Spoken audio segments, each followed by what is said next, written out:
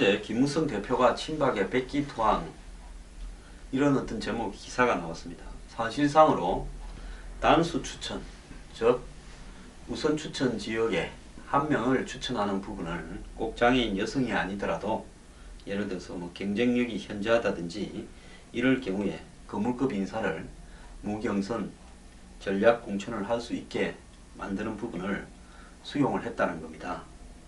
그래서 이렇게 단수 추천이고 사실상 전략 공천이라는 부분을 이름만 달리할 뿐이지 받아들이게 된 데는 그동안에 뭐 상향식 공천을 이야기하면서 오픈 프라이머리를 이야기하고 안심번호, 국민경선 이런 것들이 다 무의미해지게 된 것을 의미합니다.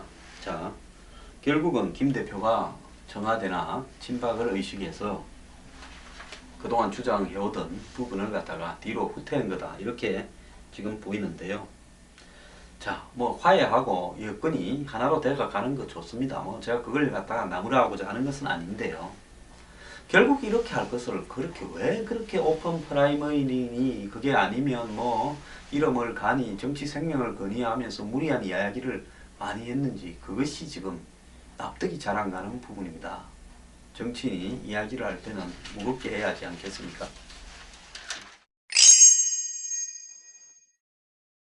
새누리당이요, 이 공천을 할 때, 이제 지역구 공천 때 이제 경합을 하지 않겠습니까? 그때 이 가산점을 주는 제도가 있습니다. 여성이나 장애인에게는 20%, 그 다음에 정치 신인한테는 10%인데요.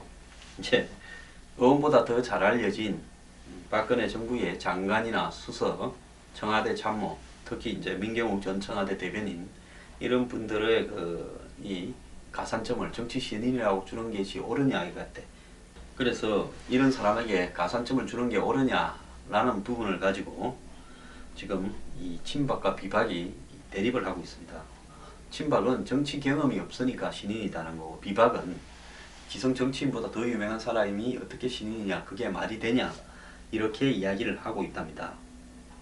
그래서 그 뭐 양쪽 말 듣고 어느 게 옳은지 쉽게 판단하기는 어렵습니다만은 일단 정치 물갈이를 위해서 어쨌든 새누리당의 현역들이 가지고 있는 기득권을 포기할 수 있게 만드는 것이 저는 올바른 제도라고 봅니다.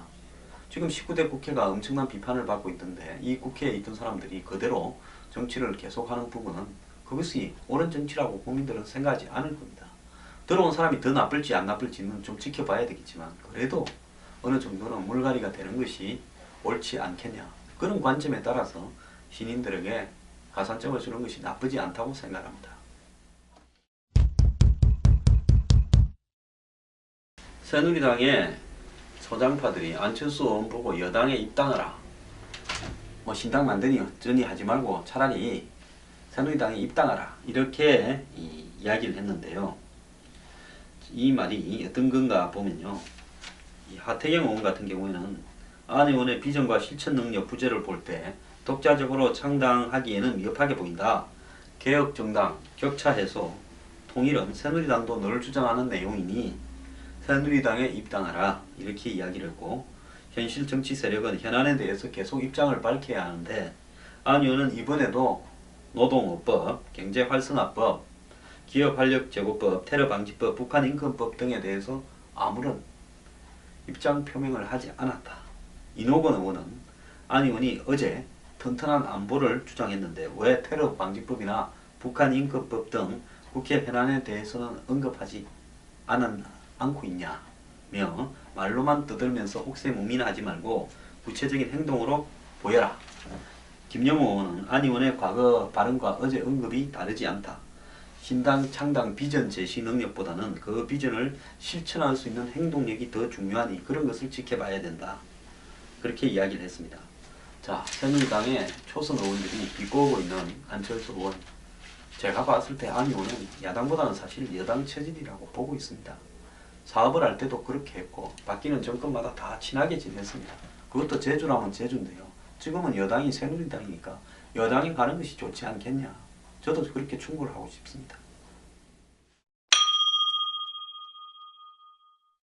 요즘 언론들이 그 면세점 허가를 한번 받으면 10년 하던 거를 토론도 한 번도 안 하고 야당이 제기한 10년을 5년으로 단축시키자. 대기업에 대한 특혜다. 이렇게 해가지고 그 법을 얼렁뚱땅 2012년에 뭐 대선 전후에서 1년 만에 1분 만에 통과시켜버렸답니다. 그러다 보니까 지금 롯데나 그 다음에 워크힐의 면세점 매장에서 일하는 2200명이 지금 일자리를 잃었답니다.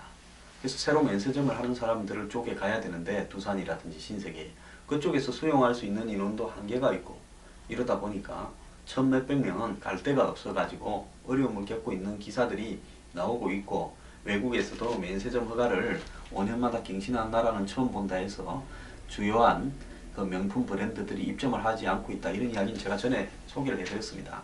사실 뭐 언론들이 그렇게 바람을 잡는 부분에서는 뭐 이 면세점 허가를 일정 기준 이상만 되면 다 내줘라. 이렇게 하는 부분을 유도하기 위한 측면도 있는데요. 그럼 혜택을 보는 대기업들이 많지 않겠습니까? 저는 그 대신에 아예 개인 자영업자한테도 면세점 허가를 다 내줘서 대한민국의 면세점을 한 3만 개 1번 정도로 만들자. 그렇게 하면 안 될 이유가 무엇인가? 라고 이야기를 하고 싶습니다. 누구는 되고 누구는 안 되면 됩니까? 일정 기준은 몇 사람만 하게 하자는 거 아닙니까? 근데 박 대통령이 어제 이 문제를 이야기를 하면서 대통령이 예언하는 법은 묶어놓고 졸속 면세점 법은 1분 만에 통과시켰다라고 이렇게 한탄을 합니다. 당시 정부가 해당 개정안은 면세점 사업의 지속성이 떨어지고 신규 사업자 교체 때 대량 해고와 실직 문제가 불거질 수 있다고 경고했음에도 불구하고 누구도 고민하지 않고 통과시켰다라는 겁니다. 자, 그 국회가 19대 지금 국회입니다. 그래서 이런 어떤 면세점 문제에서 드러난 대한민국 국회의원의 자질이나 수준, 물론 여당은 그러면 그때 또 뭐 했느냐? 정말 여당도 반성해야 됩니다. 야당이 주도적으로 법안을 발의했으면 여당은 그 법안 부분에 대해서 옳은지 틀렸는지라도 좀 봐야 될 거 아닙니까? 여야가 합의가 됐으니까 의석이 작은 야당이 주도했다 하더라도 통과가 됐을 거 아닙니까? 자, 국회의원 총선에서 정말 자질 개선 시켜야 됩니다. 국민들이요.